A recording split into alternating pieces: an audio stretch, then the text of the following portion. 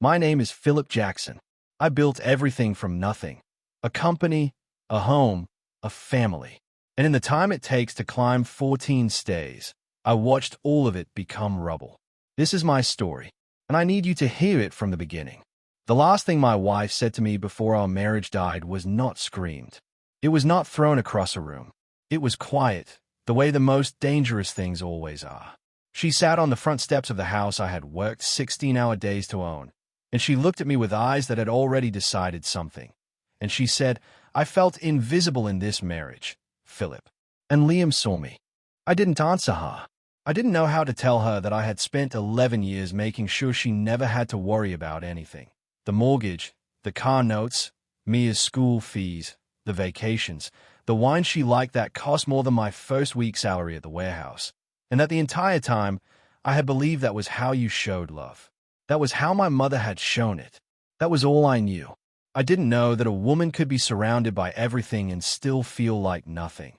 And I didn't know that a man named Liam Bellick had been watching the gap between what I gave and what she needed and walking straight through it for 8 months. I found out on a Thursday morning. I was supposed to be in Cincinnati. The conference had been running for 2 days. I had my speech prepared, my suit pressed, my award nomination printed on the agenda beside my name. I was sitting in business class at Cincinnati Airport at 11-something at night, whiskey on the tray table I wasn't drinking, laptop open to a presentation I wasn't reading, when my phone buzzed. It was Marcus, my assistant. Conference canceled. Gas leak in the convention center. Next flight home is 6:15 a.m. Thursday. Already booked. I read the message twice. Then I typed back 3 words, "Don't call Cara." I wanted to surprise her. That was the whole reason. I had been feeling the distance between us for months. Not loudly, not in fights or slammed doors, but in the quiet ways a marriage starts to go cold. The way she'd stopped laughing at my stories. The way her phone always landed face down on the table when I walked into a room. The way she said okay and sure and that's fine to everything I said. Like she was managing me rather than talking to me. I thought flowers might fix it. Peonies, her favorite. I thought showing up early, unexpected, holding something she loved, might remind her that I was still the man she'd chosen. I was still reaching for my phone to call the florist for morning hours when I noticed something. I had opened our text thread. Scrolled up. Her last message was Tuesday. "Safe travels, babe." I kept scrolling. February. She'd stopped using pet names entirely. Before that, every message had love or baby in it. I had never noticed the exact moment it stopped. My whiskey sat untouched. Outside the terminal window, Cincinnati was dark and still. Then Rosa's name appeared at the top of my notifications. Rosa, who had cleaned our house for 4 years and never texted me once. 2 words. I read them. And something in my chest, something I had been talking myself out of for months, went very, very quiet. I didn't sleep on the plane. I sat with my jacket folded on my lap and my eyes closed and my mind running through every conversation Cara and I had shared in the last 8 months, holding each one up to the light like a photograph you're trying to find something wrong with. The Tuesday she told me she'd worked from home all day but came to dinner with her hair done. The Saturday she laughed too loudly at her phone and when I asked what was funny, she said, "Nothing, just a meme," and turned the screen away before I could see. The night I reached for her in bed and she didn't move toward me the way she used to. She just said she was tired, and I said okay, and I turned over, and I stared at the wall, and I told myself every marriage goes through seasons. I had been telling myself that for 8 months. The flight landed at 6:47 a.m.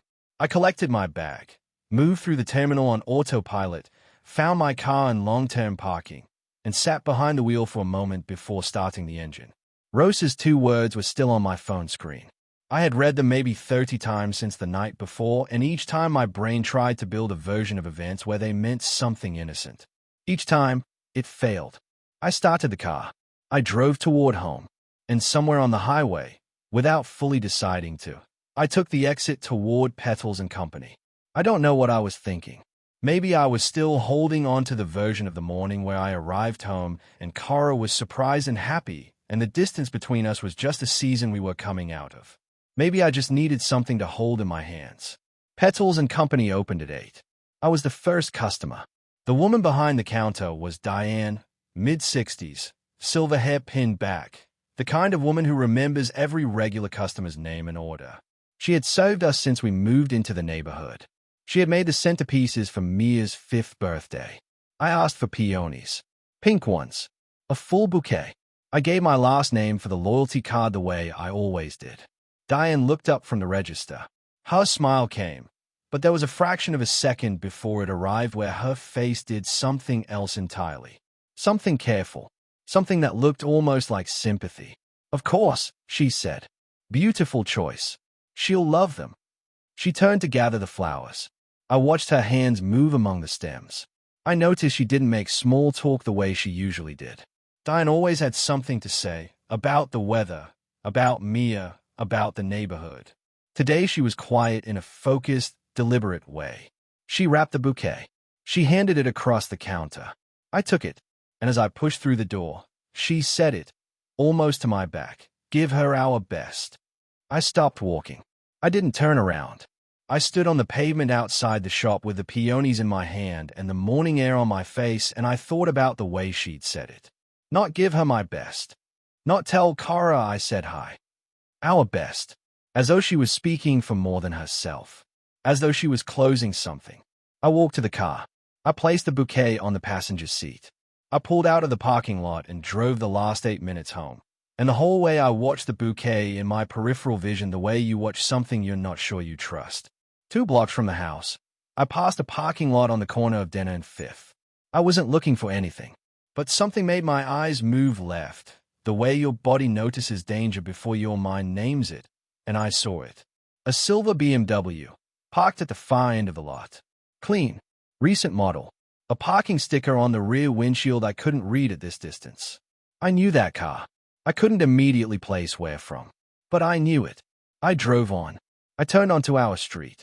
I pulled into the driveway. I sat for a moment looking at the front door of my house. Then I picked up the peonies, got out of the car, and walked to the door. The key turned. The door opened, and there was no beep. I stood in the doorway for a moment after the silence hit me. 4 beeps. That was all it ever was. 4 small, unremarkable beeps every time the front door opened while the system was armed. Kara had set that alarm every morning for 9 years without a single exception. Even the morning after her mother's funeral, when she could barely get off the couch, I had heard her cross the hallway in the dark and punch in the code before coming back to bed. It was muscle memory for her. It was ritual. The silence where those 4 beeps should have been was the loudest thing I had ever heard. I stepped inside. I set my bag down by the door. I stood in the hallway and I let my senses do what my mind was still refusing to do. And the first thing I noticed was the smell. Faint. Underneath the familiar scent of the candles Kara kept in the hallway, underneath the wood polish Rosa used on the staircase banister, there was something else. A cologne. Warm and dark and completely foreign to this house. I knew every smell in this house. I had lived in it for 7 years. I knew the smell of Mia's strawberry shampoo and the cedar from the bedroom closet and the specific way the kitchen smelled after Kara made her Sunday pasta. I knew this house the way you know something you built with your own hands. That cologne did not belong here. I set the peonies on the hall table. I moved into the kitchen. The bottle was the first thing I saw. Our Pinot Noir, a 2019 Willamette Valley I had been saving for our anniversary dinner in 6 weeks. I had pointed it out to Kara when I bought it, told her what I was keeping it for. She had smiled and said that sounded perfect. It was sitting on the kitchen counter, open, a third left in the bottle. 2 wine glasses beside it. Both used, both rinsed, but not washed. Placed toward the back of the counter, not in the dishwasher where Kara always put everything. I picked up the glass closest to me. I turned it in my hand. The faintest crescent of lipstick on the rim. Her shade, her brand. My anniversary wine in a glass she'd rinsed and tried to hide. I set it back down. Carefully.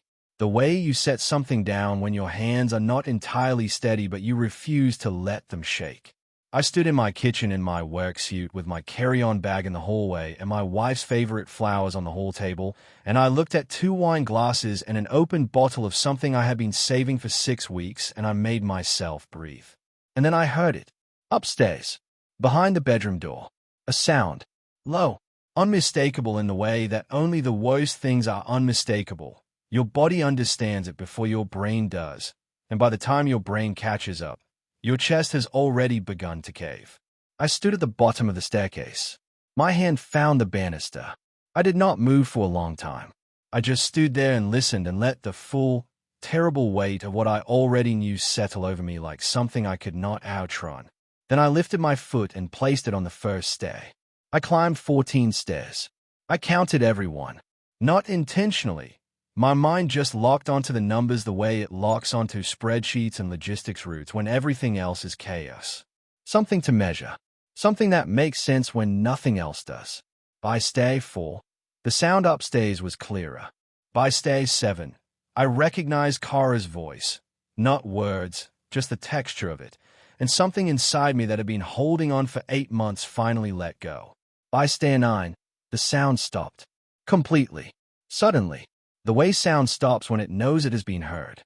The silence on the landing was worse than anything before it. The bedroom door was open. Not fully, just enough. A blade of afternoon light cut across the carpet through the gap.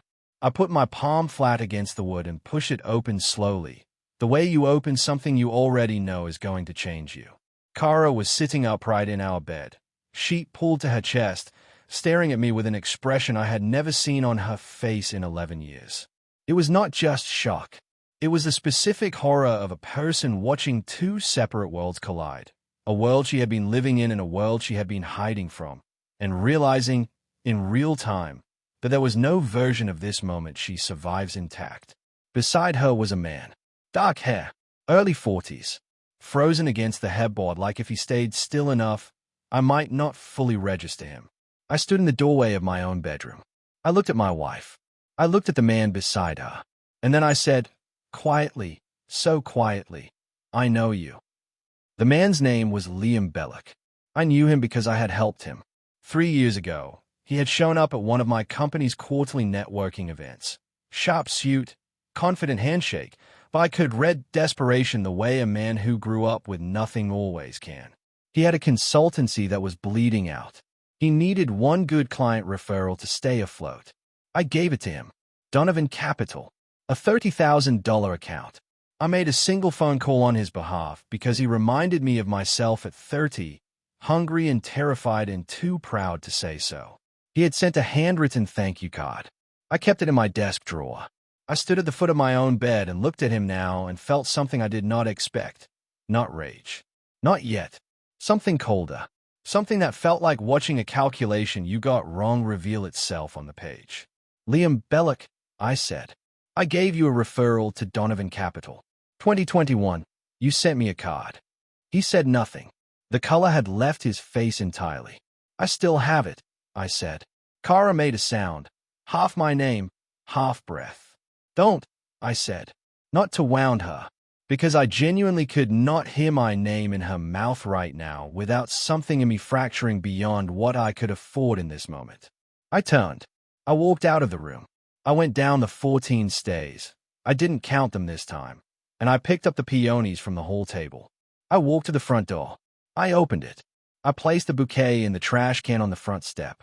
Then I sat down on the front steps of my own house, in my work suit, in the morning light, and I put my face in my hands. My phone rang. It was Mia. I stared at her name on the screen for 2 full rings. My daughter, 7 years old, at a sleepover at Jade's house, completely unaware that the ground beneath her entire life had just shifted. I answered, "Hey, baby. Daddy." Her voice was careful in that way children get when they sense something without understanding it. "Are you home?" "Yeah, sweetheart. I came home early." A pause. Then, "Is everything okay there?" My chest tightened. "Why do you ask, Mia?" Another pause, longer. I could hear her breathing. Then, very quietly, because one time I heard Mommy say his name, and she was crying, and she didn't know I heard. I pulled the phone away from my ear. The street in front of me was ordinary and indifferent. A neighbor walking a dog, a car reversing out of a driveway, the world completely unbothered. "Whose name, sweetheart?" "The man named Liam," she said. "I didn't tell you because Mommy looked scared, and I didn't want to make her more scared. 7 years old. Carrying that alone. protecting her mother from a secret her mother had no right to give her. Come get me, Daddy. Tomorrow, baby. Sleep tonight. I love you more than anything. I love you more, Daddy. I hung up. I sat on the front steps until the sun began to lower. Behind me, I heard the front door open. I heard Kara say my name, once, gently, like she was approaching something that might bolt. She sat beside me, uninvited, shaking, and she started to talk. She talked for a long time. 8 months of it unraveling on our front steps. The coffee that became dinners, the dinners that became lies, the lies that became a second life running parallel to mine like a train on a hidden track. I heard her voice, but what I actually heard, what played underneath her words like a second audio track I couldn't turn off, were all the moments I had noticed and chosen to unknow. February. Her phone face down on the counter every time I entered the room. March. The Tuesday parking ticket from a downtown restaurant on a day she was supposed to be working from home. I had found it in her car. I had held it. I had put it back. April. She had laughed at something on her phone in the kitchen and gone quiet the moment she heard my footsteps on the stairs. May. The anniversary wine, open, on the counter. I held up one hand. She stopped mid-sentence.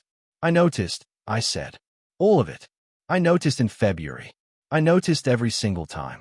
I just kept choosing not to believe what I was seeing. Kara stared at me. Where is he? He left, she said. Out the back. Of course he did. I stood up. I went inside. I climbed the stairs, 14 again, and I passed our bedroom without looking in and walked to the end of the hall and opened the door to Mia's room. Pink walls.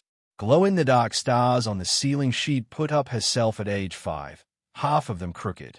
Her stuffed rabbit on the pillow. I lay down on her small bed and looked up at those crooked stars, and my phone buzzed. An email from Liam Belloc. I read it twice in the pale light of Mia's bedroom. Philip, I'm not asking for forgiveness. I'm asking for honesty. Kara never fully let go of what we had. That's not your fault. It's just the truth. I left once, and I spent 6 years regretting it. I'm back. I believe she deserves the chance to choose, without guilt or pressure, who she actually wants to be with. He had CC'd Kara. I read it once more. Then I opened my contacts and called David Holt, the best family attorney in the state. Marcus had given me his number 8 months ago after a colleague's divorce.